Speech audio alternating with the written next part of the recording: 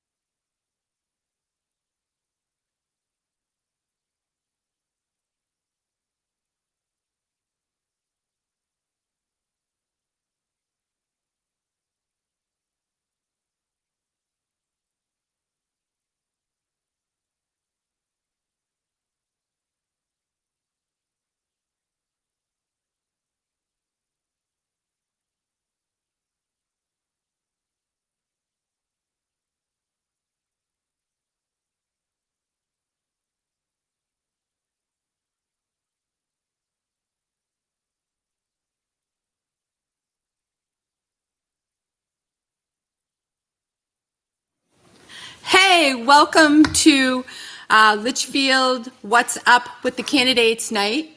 I want to thank Rob and Litchfield Cable Television for producing us tonight, and I'd like to thank Jay, Pete, and Karen Salidas for coming to do the questions and videoing us as well. And tonight we are here with Rich LaSalle, Ralph Bohm, and Nikki Forty, who are our three candidates for state rep that we can vote for in our town. And good evening. Welcome.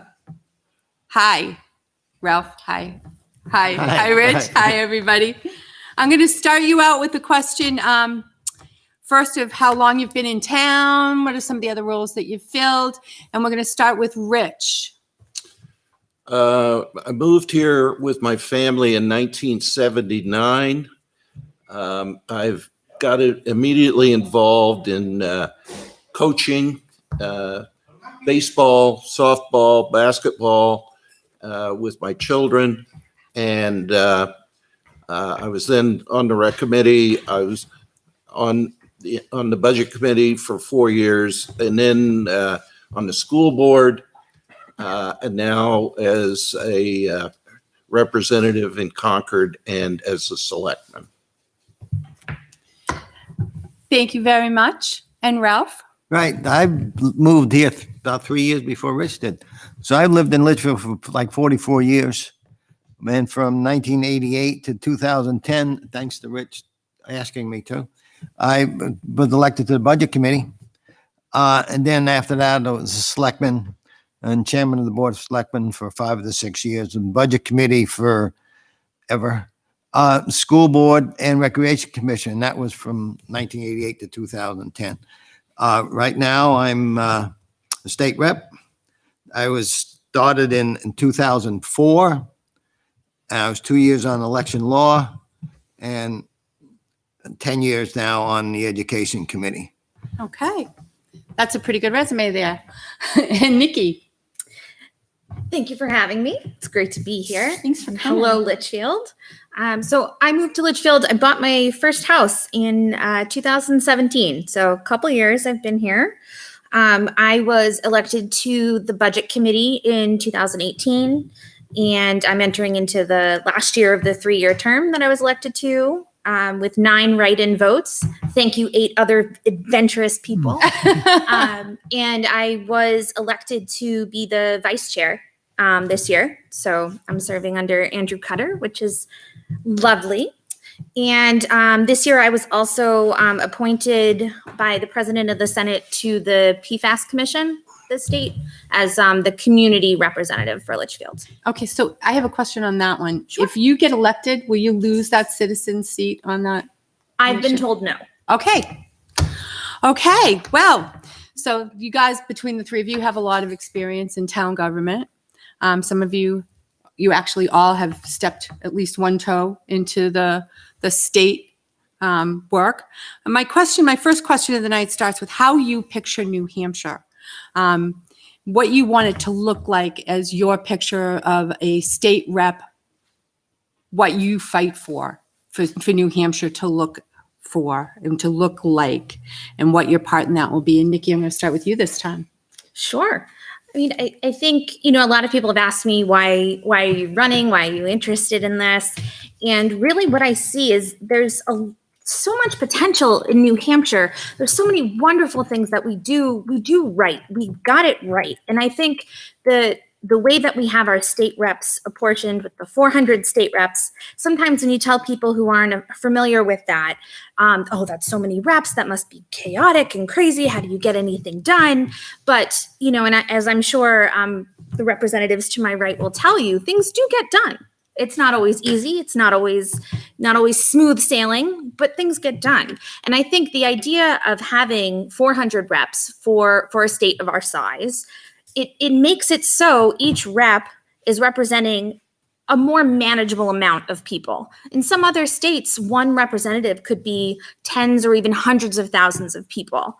So I really, I see that we could be using that better with having our state reps, that two-way communication, representatives being able to let their constituency, in this case, Litchfield, know what's going on at the State House, what bills are coming up, committee hearings, things that might be important.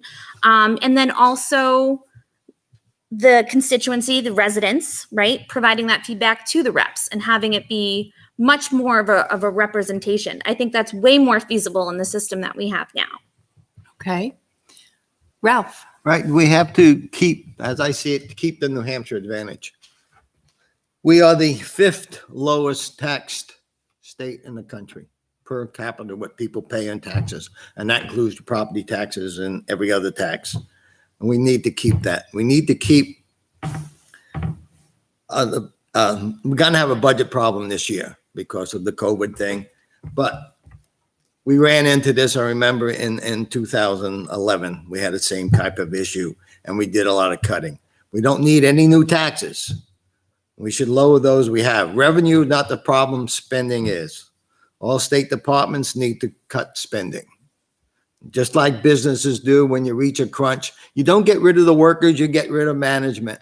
And every time we see that, we got to cut Department of Transportation. Well, who's going to plow? No, we don't get rid of the plow drivers. We get rid of the middle management, just like businesses do when they have to cut. For the 30 years that I worked, that's why I never went into middle management, because those were the first ones to get cut. So it's the same thing. Government needs to work the same way. So we don't need any new taxes, no income taxes, no sales taxes, and I will fight for that. Okay. Thank you, Ralph. Rich. Well, we do an awful lot right here in New Hampshire. I think we are the envy of every other state in the country. We have, as Ralph said, one of the lowest state and local tax burdens in the country, and there's a reason for that. And the reason for that is that we don't have onerous statewide broad-based taxes. We do have high property taxes. That's a given. But when the tax is local, you have more control over it. It's harder to raise. So I think we do an awful lot of that. One of the things that I will absolutely state here tonight, I will take the pledge to never vote for any sort of broad-based tax. And I would invite my two representatives to my left to also take that pledge. I've done it. Connecticut was the last state in the country back in the 90s that implemented a income tax. Why did they do it? To lower property taxes. Guess what? It doesn't work. Government always finds a reason to spend more money. Government never has enough money. So increasing taxes does nothing to solve problems. We have a low local, state and local tax burden here in New Hampshire, but the quality of government that we have, I would put up against anybody. And the fact that we get paid $100 a year, I'm proud of that. I'm proud of the live free or die motto that we have here, and I'll fight for that with every breath that I have. So Ralph, you said that you would already take that? Yeah, I've been taking the pledge for years for the same thing. No sales, no income tax, no sales tax. Nikki? I've been asked this question a couple of times. It's obviously taxes super important to everybody. I would not vote for a income tax to just be added on top of everything that we're already paying. I do, however, believe that there are issues and that people are getting taxed to the point where they can no longer afford the homes. You know, when people who are on fixed incomes for a variety of different reasons, there are a lot of issues and people want to know, how are we going to lower the property taxes? And I think Representative Lascelles' point with what happened in Connecticut and other states who have simply added the income tax, he's 100% correct. We haven't seen the reduction in the property taxes that was promised to the people, and that's reprehensible. However, I don't think it's fair to say, okay, I'm never going to vote for anything that could be construed as an income tax and not tell you what I am going to do or what I would support. Okay. So I know it's historical and it's traditional that people do take the pledge. What I can say is that I do not want to raise people's taxes. I'm a taxpayer myself. However, I think that there are some changes that are needed to how we fund different programs at the state and local level. Certain things I've picked up in my time on the budget committee. So if you don't raise taxes, though, how would you make those changes? I think some of the changes, I had someone on Facebook was asking me today specifically about, like school funding. There was a commission that was recently put together, and they've put out a draft report about school funding and what does it mean to fairly fund the schools. And I think that there are other ways and other formulas of how to apportion that money so that districts, for example, just sticking with the schools, that districts that have higher need populations, whether that's children living in poverty, English language learners, special education needs, that they have the money they need to meet those needs. Across the state, the districts that have the highest need students are spending the least per student. That doesn't make sense to me. But the way that we have our education funding currently, and I know Representative Boehm has a lot of experience with this, and he's done a lot on the Education Committee, excuse me.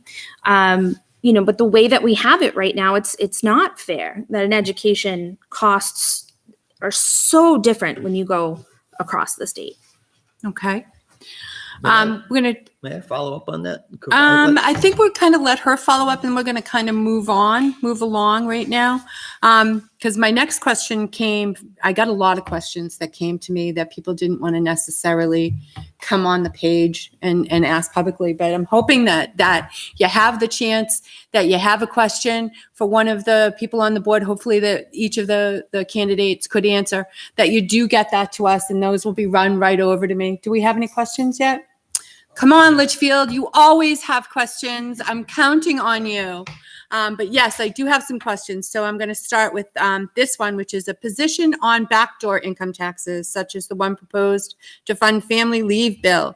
Will your vote for income taxes stand, even if primarily slated for one program? I'm going to start with you, Ralph. Yes, that's the backdoor income tax. I have no problem with medical leave. One of the problems I've had over the years is a lot of those issues have been employee, employer negotiations or Mhm. union negotiations. We're taking away a lot of that and put it in law. I have no problem with the medical leave, but it should be a voluntary thing, not a mandatory thing. If companies want to do it, they should be allowed to do it and have employees donate into it, not force people to pay. And that's what was the problem with this one. It wasn't income tax. Everybody had to pay, whether or not they had families or not. And that was one of the problems. Okay. Rich? Yeah, I think that, there's this family leave program has been called a lot of things, but it is in reality a 0.5% tax on wages. And I think that's a broad-based tax because you couldn't get out of it. It was mandatory. It would have taken $168 million out of the New Hampshire economy for that family leave program. It sounds great, but when you start, when the government starts taking $168 million out of the New Hampshire economy and it's mandatory, then no, that's an income tax. It's a broad-based tax. I would be definitely against it. And might I add that about 90+% of Democrats supported that, and almost 100% of Republicans opposed it. Thank goodness we have the governor in place. We were able to stop that from happening. So, Nikki, you haven't had a chance to reply to that one yet? I mean, I support paid family medical leave. I mean, it's meant for serious illness or injury that prevents someone from being able to work. Also, the birth or adoption of a child. I myself have had times where I had one instance, I needed emergency surgery on my spine, left me unable to work for several months. And I was fortunate enough that my partner was able to pick up more work and was able to cover some of those expenses. But if I had been single at that point, I would have lost my home, would have lost everything, my independence. I honestly do not know what I would have done. And I am a social worker and a substance use disorder clinician by training, and I have counseled many people who have had an illness or an injury that has come up unexpectedly, and it has completely thrown them off.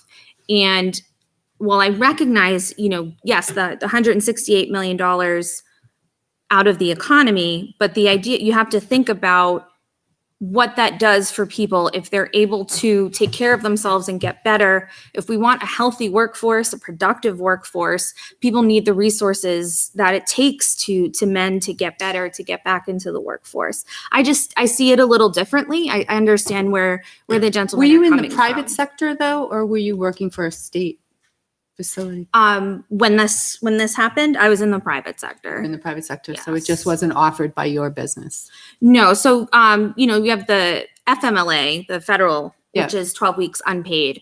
Unfortunately, 12 weeks was not. In my case, 12 weeks was not enough time for me to recover. But the unpaid portion of that is what made it very difficult. And I have seen other people, clients of mine who have had things happen unexpectedly, where the ability to end. No, that makes it's complete paid. sense. Yeah, it's paid, and it's not the full payment. And there's also many eligibility requirements. It's not like day one. There you go. So, but more paid for at a state level than at an individual business. Well, I think economically, when you make it voluntary, that's what we have now. We have you're kind of competing for the employment base, which right now isn't a tough thing to do. But at times, like when things were, the employment rate was really high, do you think that there's a way to incentivize companies to maybe do it? I don't know. That's just my thought at it. Is the first thing that comes to my mind is it's competition for employees as a business owner. As it's a potential benefit that you could offer that not everybody offers. I Okay. would say I feel that if you're working, you should have the ability to earn that Yeah, time. I agree. Yeah, I agree. Okay. New Hampshire is one of the few states that does not require gun permits, yet one of the lowest rates of gun homicide. Do you support the right of people to carry firearms without needing a permit? Rich. I support the Second Amendment to the Constitution. I think that we have to, and we see bills come up all the time in the legislature to try to erode that Second Amendment right that people have for gun ownership. So I'm not a big, although I refuse to disclose how many guns I have in my house, but I support the Second Amendment. I will always protect that. I think it's a God-given right in the Constitution, and I would expect it to support that as long as I'm in the House. Without a permit, without needing an additional permit. Well, sometimes the government will say, okay, you can have one, but you over there, you don't get one. That's the problem I have. Okay, thank you very much. Ralph? And following up on that, and that's what happened when they first came, and I think it was 1920, when they came up with the amendment that for a concealed carry permit. And the language of it was pretty much up to the police chief who was ever giving the concealed print. And that was really against Italians and Irish. That's what it was. And unions. And that's why they came up with that. And that's why we did away with that a couple of years ago, because it was considered at that time really to be racist, because it was against different religions and different people. And that's why that law was put on. Yeah, and so the problem is right now, Vermont and Maine, and you figure very liberal Vermont has that. They do not, you do not have to have a concealed carry permit. In Vermont Maine as did well? the same thing.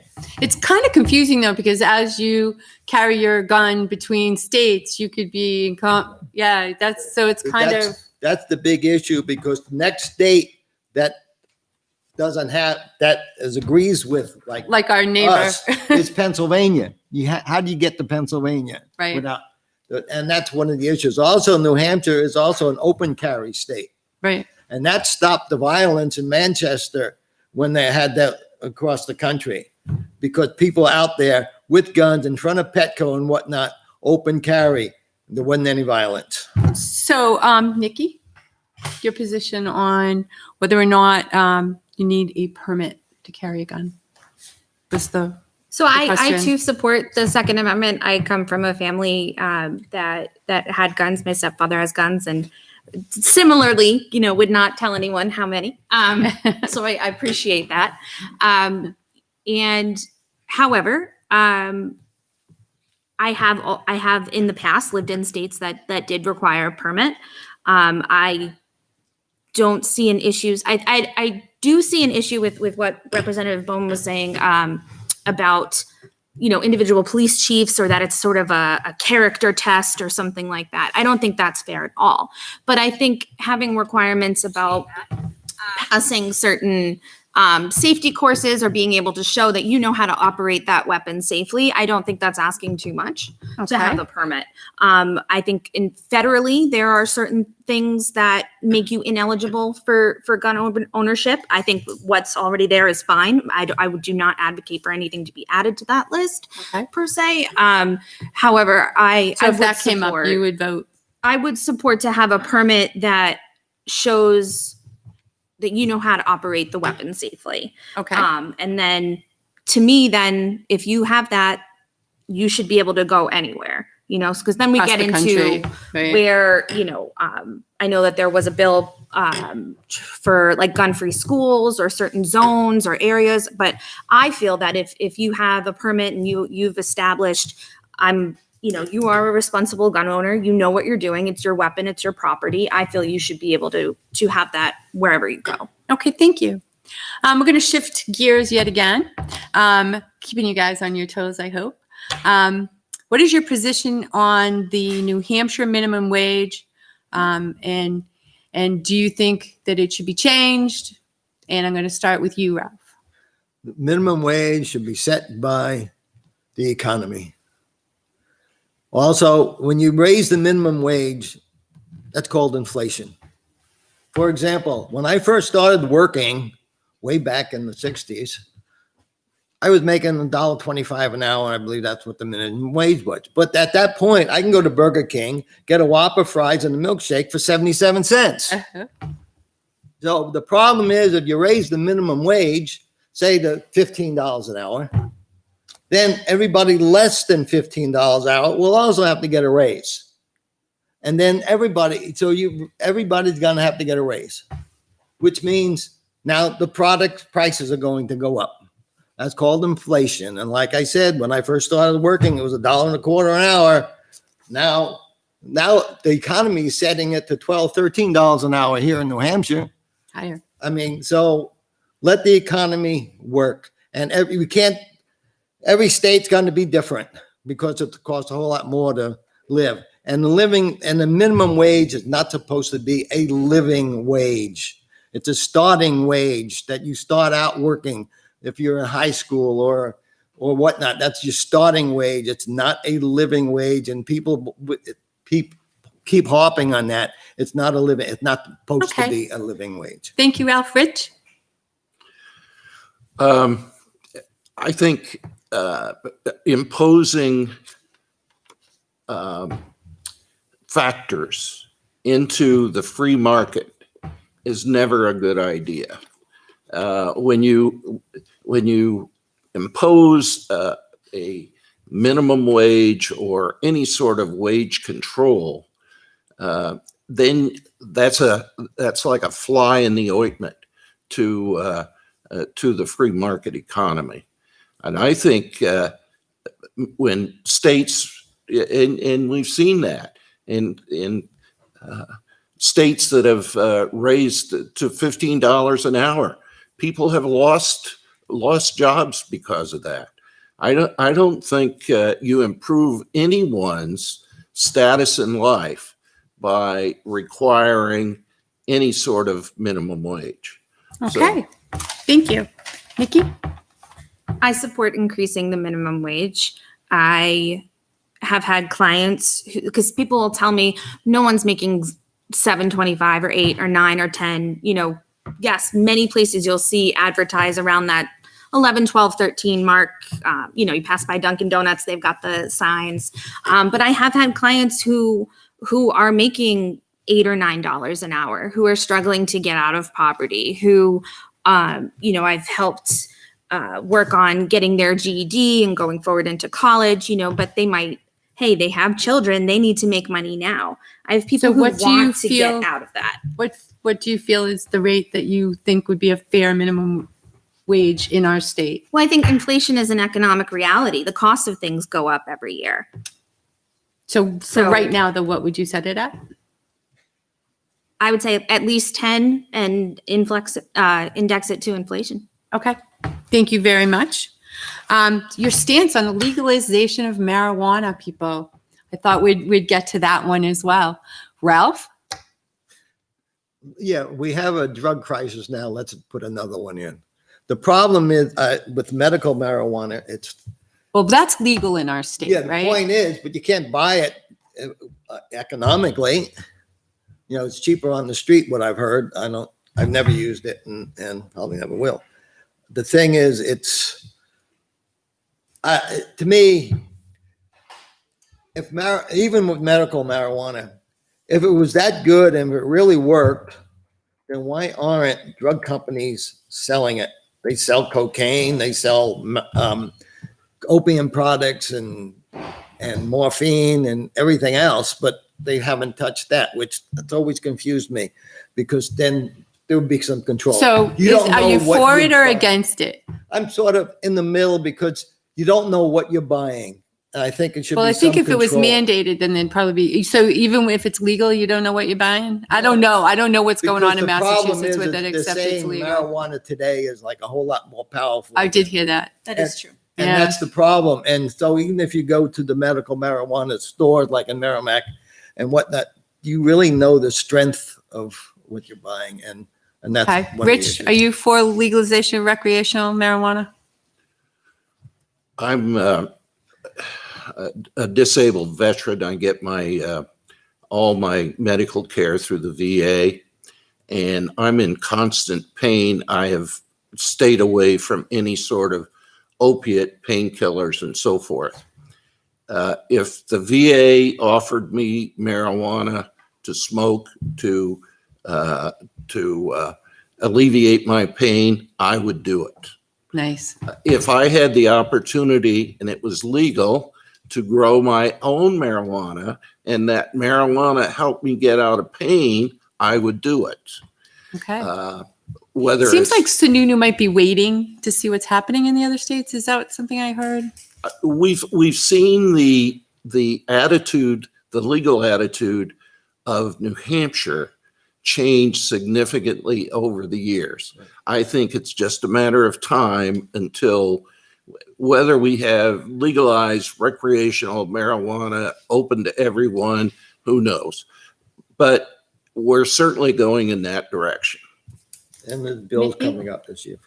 It is coming up. So there's a bill coming up this year. Nikki? Yes, I support the legalization of cannabis. I think it is where we're going. I think when you legalize it, it does help, doesn't eliminate all the concerns, but it does help with some of the concerns about what is in it or what the potency is, because you're regulating it. I mean, the point is well taken that we do have an opioid epidemic, and I could talk to any one of you for several hours about some of those concerns. I'm also someone where I have a condition that is on the list of approved conditions to get therapeutic cannabis. I haven't done it myself because I feel that there's a conflict there with my profession as a substance use disorder clinician, but it is something that I have considered. Chronic pain is no joke, and my heart goes out to you, Rich. I hear you, and it's something that I've definitely considered because the opioid side of things is not Not good. where I want to go either. But I would support it. I think there's a way to regulate it and control it. And now, as the Vermont governor is letting it pass into law without his signature, we're surrounded by states that's where they're at. So people are going. They're going across. Yeah, everywhere. I know people are going to other states and spending that, and I think Might as well get the money there here. is something right, and There's I a mean, revenue stream. It is a revenue stream. That's not a tax, a broad-based tax. It's Yep. people who are choosing to partake in that. But I think it also takes time to then see the social implications and everything else that goes with it, because it's not an entirely rosy experience. But No, I there's a think lot of it's where we're getting pushed driving to while go. using, et cetera. Right. Okay, so we're going to switch topics yet again. And we've got finally a question from someone out there in our listening area and viewing area. And I want to thank you very much. There's a question about PFOAs in town and how you feel about, what exactly was the question? Just PFOAs? PFOA question mark. So what are you doing? What are you guys doing that are currently there? I'm going to start with you, Rich. We have three problems with water in Litchfield. One, sometimes when you turn on the faucet, it turns brown. Two is PFOA contamination. And three, we pay the highest water rates in the area. I was alarmed when I became a selectman and figured out we pay almost $500,000 for fire hydrants in this town. And how many God. times do we use the fire hydrants? So with respect to PFOAs, there's an ongoing investigation of PFOAs. The Department of Environmental Services is involved in it. Representative Bohm and I have a piece of legislation now that's in the works that would require any polluter to not only replace the water, but then pay the water bills of those folks who have had to, through no fault of their own, had to get on town water. And I think that's a step in the right direction. I'm not an authority on PFOAs. I don't claim to be, but I think if we keep our eye on the ball. We have to do everything that we can to eliminate all three water issues. Ralph? Yeah, thank you. Yeah, on the same thing, Rich and I went up to see the PUC last year about the price of water, and hopefully we'll have a PUC meeting on why we're paying as much as we have for our own water. Pennachuck buys the water from Hudson, which gets the water from Litchfield. Okay. And we're paying. So anyway, hopefully we can fix that. Also on the PFOA issue, I'm also on the commission, the PFAS commission, and we're looking at that. Unfortunately, with the COVID thing, we haven't had too many meetings. We don't have too many answers. It was one of the problems that we were supposed to have on the health answers and whatnot. We don't seem to have those answers yet. And one of the reasons in 2016, when this started, I remember going to the hearings at Campbell High School, it was concerned that the big issue then, it was coming from Teflon. And by the way, if you overheat your Teflon pans, if anybody still has them, you're releasing PFOAs. The problem with then, what St. Gobain said, well, that's not happening anymore. We bought the company and we're not making Teflon, which meant, well, okay. But then we come to find out they're still making PFOAs, and it's coming out of their smokestack still. Even though they weren't initially responsible, they are now. Okay, so I just want to clarify that.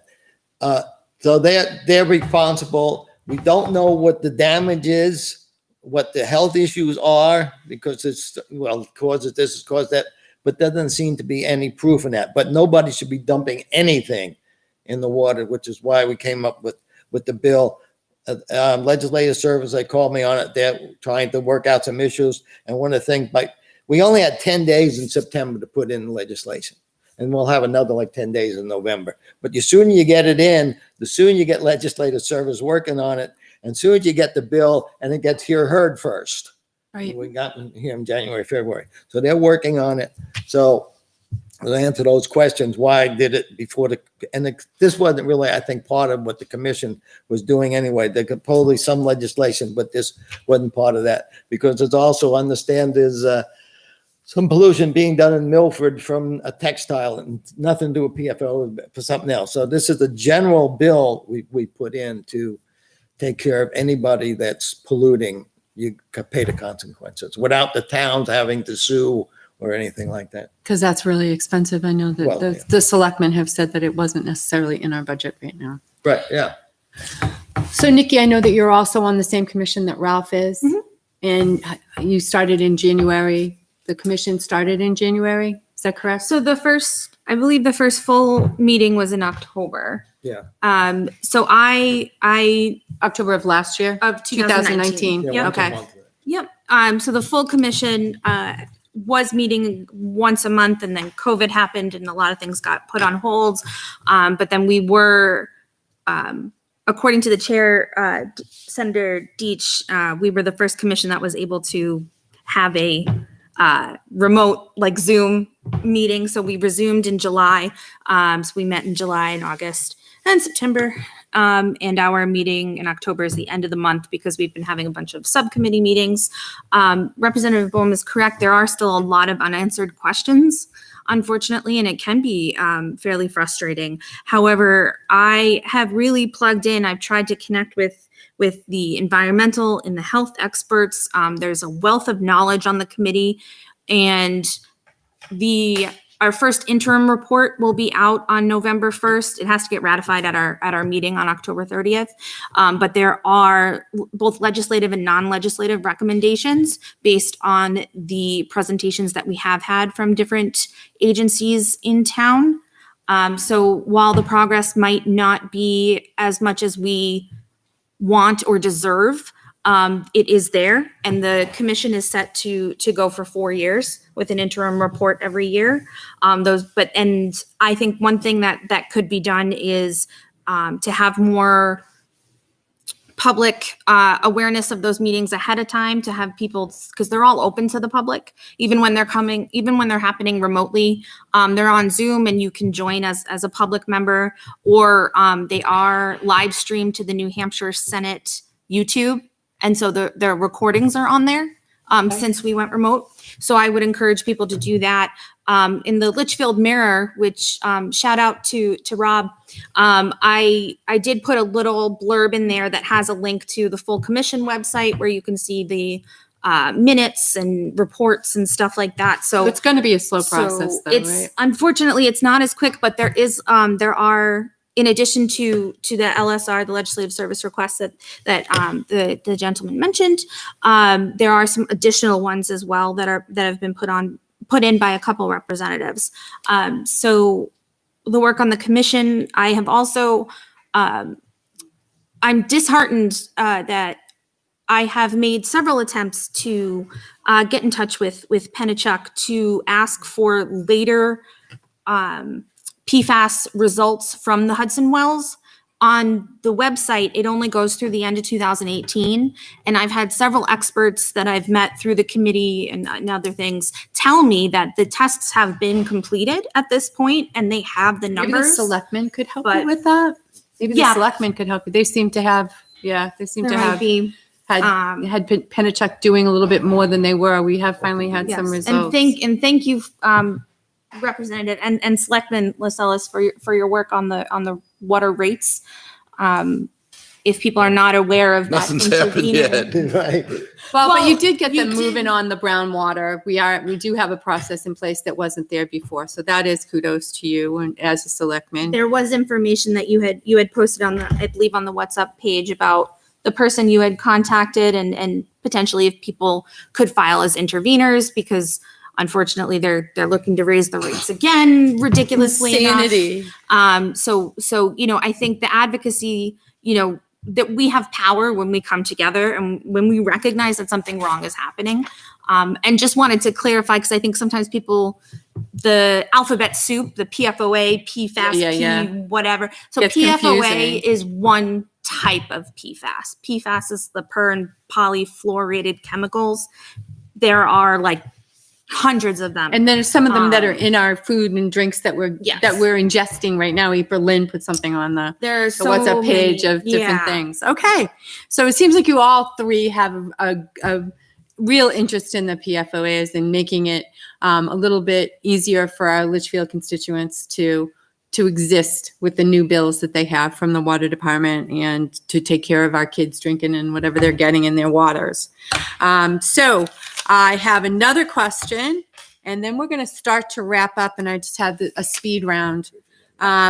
So Rich, I'll start with you. What are a few of the accomplishments that you have as a state rep accomplished for Litchfield that you are most proud of? Well, one of the things that I'm most proud of is actually since March, since this COVID crisis hit, I've taken it upon myself to get as much information that I could out to the Litchfield public and to try in any way I could to get business people in the loop with respect to to state programs to help them save their businesses. I've had people who have had issues with not the IRS but the unemployment thing. But in this calendar year, I've made more posts on the WhatsApp page. I counted them the other day, 100 posts on the WhatsApp page. And I would venture to say there are none of those that were controversial in any way. They're meant to be informative. I've tried to keep people, get them as much information as possible. And I have worked harder as a state rep since March than I ever did previously as a state rep. So, and I'm proud of that. I think people appreciate that. When you put yourself out there, you open yourself up to criticism. And believe me, there are people who like to take shots, and I'm not immune to that. But when you accept a position like that, like as a state rep, you have to be able to absorb those and to go on about your business with the confidence and knowledge that what you're doing is what's good for everyone. I've always followed the golden rule. And for anybody that doesn't know what the golden rule is, look it up. But I would always treat, there's no litmus test. If somebody comes to me with an issue that they think I can help them with, I don't ask them if they're Republican or Democrat. I help them, and to the best of my ability.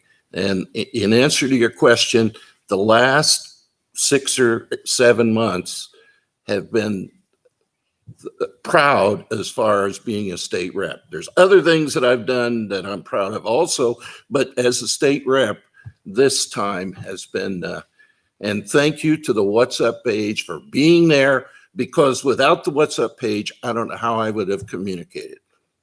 I really don't. And I have confidence that almost everybody in town, if they want to get a hold of me, they can. You know, they can, because I'm on there almost every day, and all they have to do is say, well, what do you think about this? And I'll be willing to stick my neck out. But that's what I'm most proud of. Thank you, Rich. Ralph, what are you most proud of? Well, this year I yelled and screamed up at the governor's office or whatnot about fixing the COVID numbers on the map. They'll remember they first started with the totals. I don't want the totals. I want the current. The totals are history. And so now if you look at the map, they have the current numbers, and they can't go below 4 because then you get the HIPAA problems. But now, so right now I think it was 7 in Litchfield. So the number's gone up a little. But other than that, on legislation wise, over the years, one of my best ones, which I worked with some years ago with Kathy Rogers, who is probably the most liberal Democrat up there. I worked with her on a bill for student protection of their social media. In other words, the school can't tell the student, give me your username and password. No. They can ask the parent, but they can't ask the student. And the argument was, well, they're just asking. No, you don't ask a 5th grader. The principal asks a 5th grader what they're going to do. Yeah.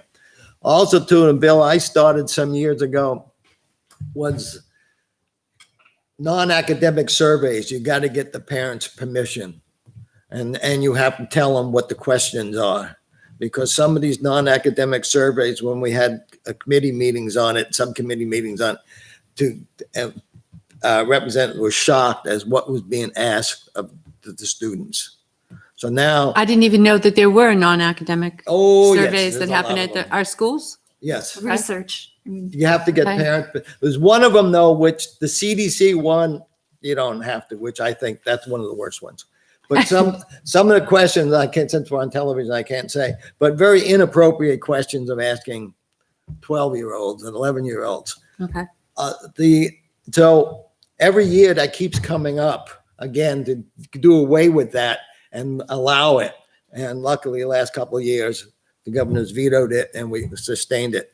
But it's funny, some people, the School Board Association, of course, wants them, everything's academic. No, asking kids if they go to church, asking what their parents do and whatnot. It's totally, a lot of that inappropriate, because we're on television, I can't say. But and so some of that, and also more on other parental rights, knowing what your school is teaching. And remember, I was on the school board, we even developed policies so parents know what's in the textbooks and whatnot. So those are the things that. As a state rep that you've done. Okay. So Nikki, your question is going to be a little bit different because you haven't gotten there yet. But what would your focus be? What are you looking forward to changing when you get there? What bills are out there that you know you want to vote on and you're excited to be able to be a part of? I mean, I think some things are up in the air because of COVID and not knowing exactly how the legislative sessions are going to proceed. So it's interesting. New Hampshire is one of the few states where every bill gets its day, so to speak. If it's in a committee or if it comes out, gets here and gets vetted. So to see, I'm hoping that will carry through this year. I think that there were a lot of bills that were not prioritized and left from last year that hopefully are going to be resubmitted. When I talk to people in Litchfield, they're worried about taxes, they're worried about health, they're worried about education. And so I would really like to be involved. My background as a social worker and a substance use disorder clinician is more in the health, human services side. But I think as a state rep, you can't be an expert in everything, but I think you should have both the networking to whoever the expert or the subject expert is in whatever the bill is, and also an idea of who in town might be affected or might have personal information about whatever that bill is. So I'm really looking forward to being a state rep. Why I want to do this and why I'm asking Litchfield to vote for me is because I know that I have the capability, the communication, the public policy expertise to distill down bills, because sometimes when you read these bills, they're very hard to quite understand exactly what they're changing, the way that it's laid out, but to distill these down. And then also I think responding to constituents, if they email me, if they call me, Facebook, whatever, however you get in touch with me, I'll respond. And it's not necessarily about that we have to see the issue the same way, but if a representative is representing you and you're a constituent, you deserve to be heard.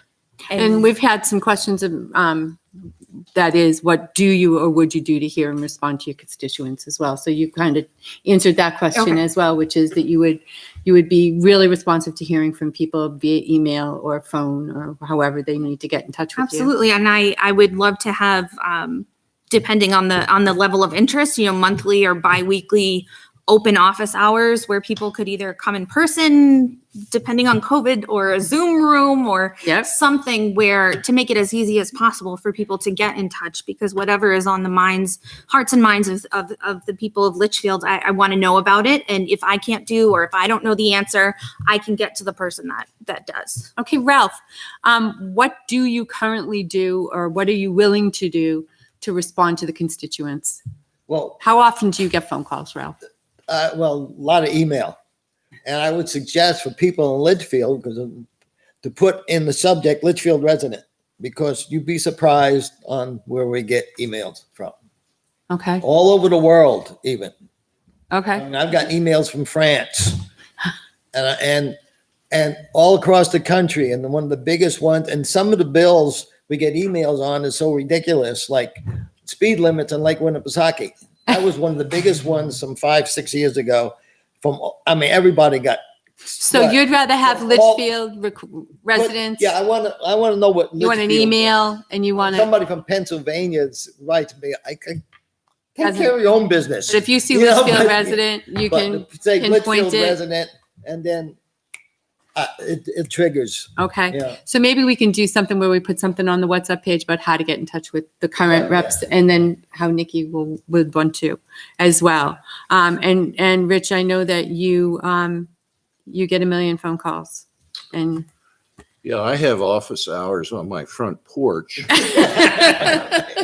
Anybody that sees me out there, you're welcome to stop and talk. And if you give me a call, I'll meet you out there and we'll hash it out. I take a lot of pride in helping people, because I think that's a big part of the job. And for me personally, it means a lot to help people. okay, now I've got a flash round, and I'm just gonna go from Nikki towards Rich, and I want just 2-word or 1-word answer. Okay. Nikki, favorite Halloween candy? Three Musketeers. Ralph, Snickers. Rich. Anything. How long after the Mexican place is open is it going to be before you get there for a margarita? I don't drink. So maybe a non-alcoholic margarita? Sure. I'm Ralph. down. I don't drink either. Rich? Pete's got a thermos for me and we're going for it. And for extra points, does anybody know the name of the new store that's opening up in that same plaza? Farmhouse on the corner. Oh, you told them. Yeah. I was going to wait and see if the guys knew. So we have another local resident can't that's wait going to to be go. opening. I know, I can't wait to go either. I'm really excited Christmas about gifts that. and everything. Thank you so much for being here for me. We're going to take a short break and then we're going to be coming back with Mr. Lambert. Final thought is that our state motto is live free or die. And in 3 words, can you tell me what it means to you, Nikki?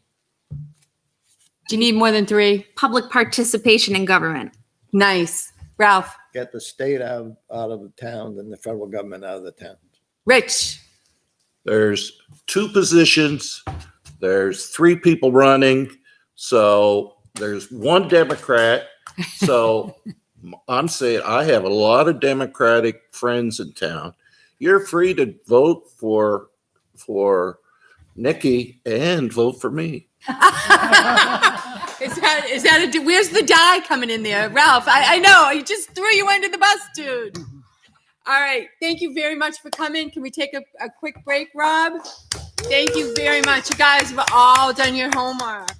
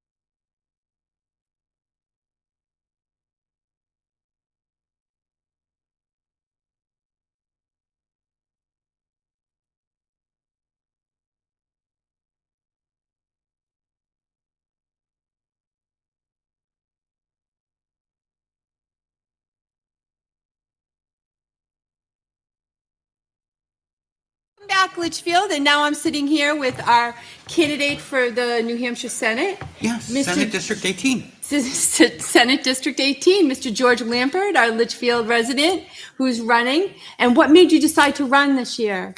I have run twice before. I won a Republican nomination the last 2 times I ran. Mhm. I put up a competitive race against our present senator. I think it's a good thing to do. I haven't seen her in Litchfield much. I don't know if anyone else has. But unless she was in here for a Democratic door knocking or fundraising event, I haven't seen her be responsive to our community except for once. I saw her at a Boy Scout, Eagle Scout presentation one Is time. it hard being a Litchfield resident and a Litchfield candidate to get that exposure that somebody maybe in one of the bigger towns gets? So in the last election cycle as a Republican, I ran in a 3-way race. Okay. I ran against an alderman in Manchester, Okay. sitting alderman, and I ran against Ralph Boone. Okay. Not this section, but last section. Mhm. I actually won every ward in Manchester. Wow. Okay. Okay. And I lost to Ralph in Litchfield and ended up in recounts with Ross Terrio. Okay. And I beat him in the recount. Okay. Um, And you just beat Ross and I What's again. that? You just beat Ross for the nomination. 60 something to, yeah. Yeah. Okay. No, and he was, I got a phone call the next morning going, how the heck did you beat a sitting alderman in Manchester? That's a great question. Why do you think you beat him, George? Did you just think that people didn't like him? Telephone. Telephone. You made a lot of phone calls? Yes, A ma'am. lot of people calling for you? Absolutely. And people like me. I have a good mailing list. What's the difference between a state senator and a state rep? We have 400 state reps. We have 24 senators. They like to call the state senate the adults in the room. And the reason- I'm glad they left, man. That's really good. The Be reason- aware, people, that the state reps have left the building.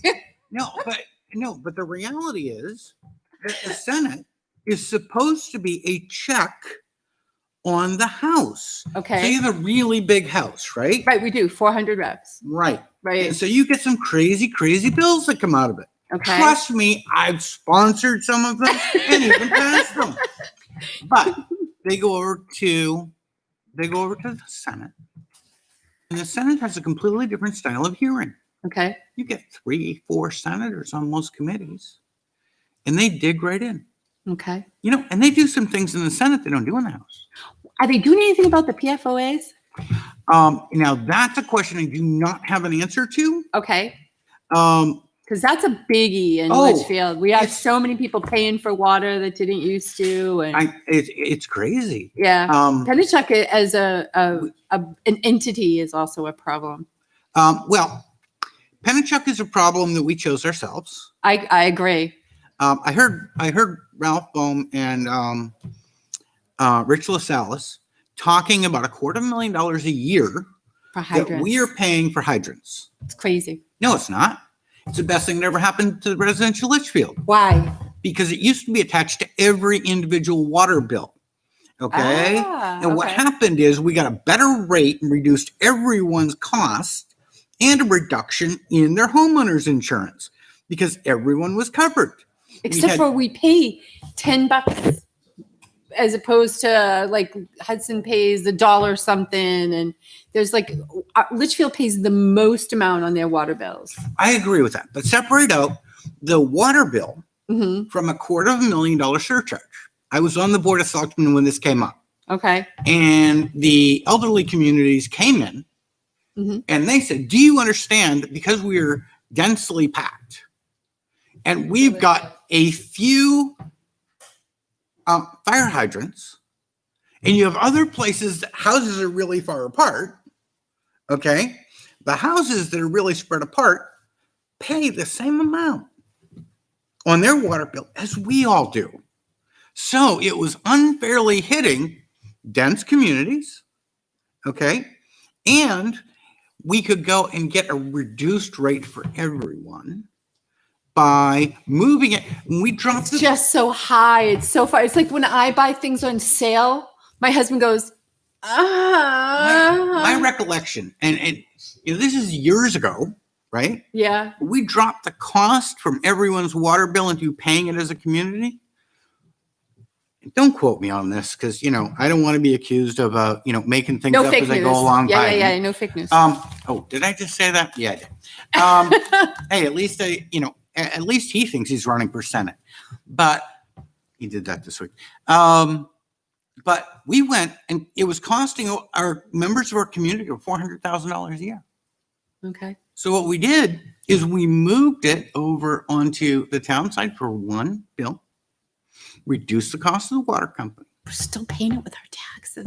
Yes, and you're paying. Somebody's paying for it. We're still Right, and- paying it. So everybody has to pay for it. The thing is that Now we can negotiate one bill with them, maybe? exactly. Okay, I like Plus, that. we're paying for maintenance on the hydrants. Okay. Okay. So part of that's the maintenance on the hydrants. Okay. I could keep talking to you about this. You don't want me to right now? I have other stuff too that I want to talk to you about. I How know. are you about on income taxes? How do you feel about What? income taxes? Not a chance. As a Sales matter- tax? What's that? Sales tax? Not ever. Okay, not even backdoor? Not even no matter what they say, you've taken the oath I've already taken the oath, but and you'll take it again? oh, absolutely. I'll tell Okay. you right here, right now. I, George Lambert, Justice of the Peace, will swear never, ever, ever in my time of government to raise arbitrary taxes unless, there's one exception, unless they are use taxes, which people actually agree to in terms of use.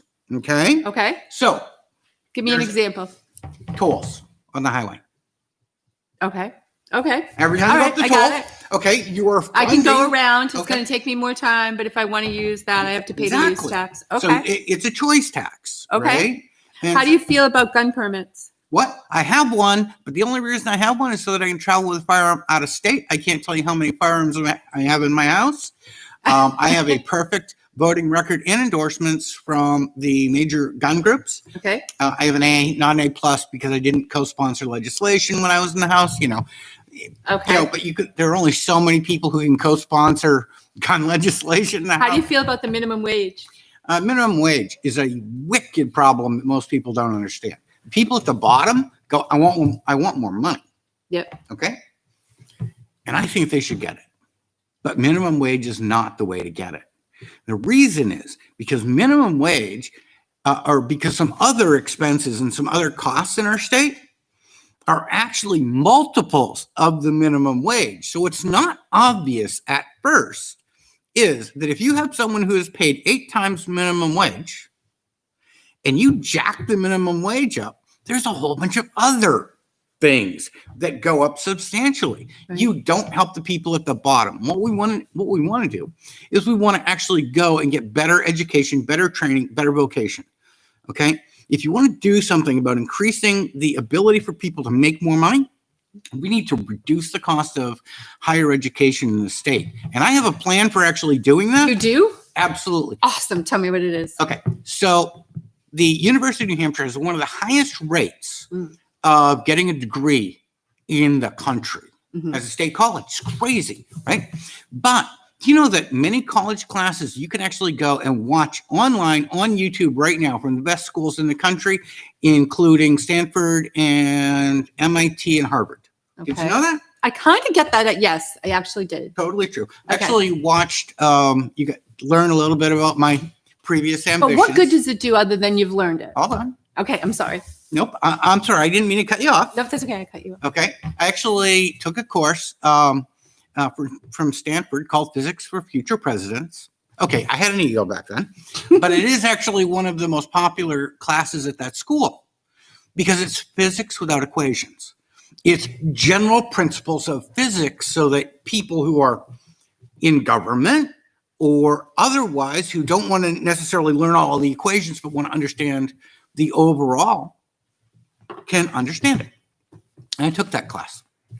Now, there should be an exam that I can take that allows me to go out and say, did I understand the coursework and do I get credit for that? Right? But there isn't. Well, actually, there are some ways around that. I can go and apply to schools like UNH Okay. and say, I took this class, I would like an equivalency exam. The problem with me getting a credit-based equivalency exam is it costs me the same amount to get those credits as if I went to the school.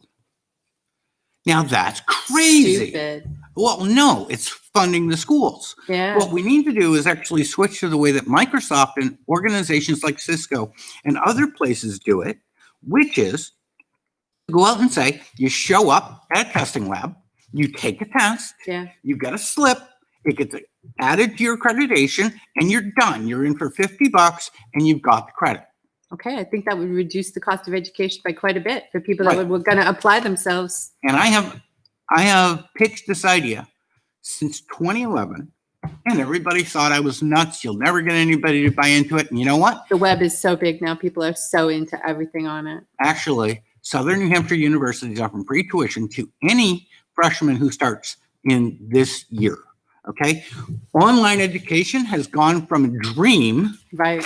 to a reality. It's not as easy as it seems, though. It's as far as taking an online course, they aren't like people thought that they were going to be really, really easy. And my son was in an accident and had to take online courses for a little while. Man, those courses were hard. Oh, it's hard work. Yeah, it was hard work. So I'm going to ask you your stance on legalization of marijuana. 100% in favor. Nice. You know what? Go and plant your seeds, baby. You can have 3 of them in Maine. You can have 3 of them in Vermont. You can have 3 of them in Massachusetts. I mean, I'll tell you, this is a stupid story. I had a bad reaction to some meds the doctor put me on and ended up in the hospital. 2 days on Ambien. By the way, if anybody ever suggests Ambien to you, whatever you do, don't. It's a hallucinogenic. Yep. But anyway, I ended up taking this med for 2 days. I ended up in the hospital. Okay. Had no idea who I was. So I have a doctor's appointment with the doctor who prescribed me the Ambien. This was on a Friday night. I meet her on Monday, and she says, I don't think this is working for you, but you need something for sleep. How would you feel about medical cannabis? And I said, I've never thought about it. How did it go? And she said, well, do you mind if I call your primary care physician? I said, I'm meeting him tomorrow. So I get into his office. He said, I hear you had a problem with Ambien. How do you feel about medical cannabis? Did you try it? You know what? It doesn't work for me. Oh, yes, that's a bummer. But I It got the works letter. for a lot of other I got the people. letter in my file. You could try again. Actually, you know what they said to me?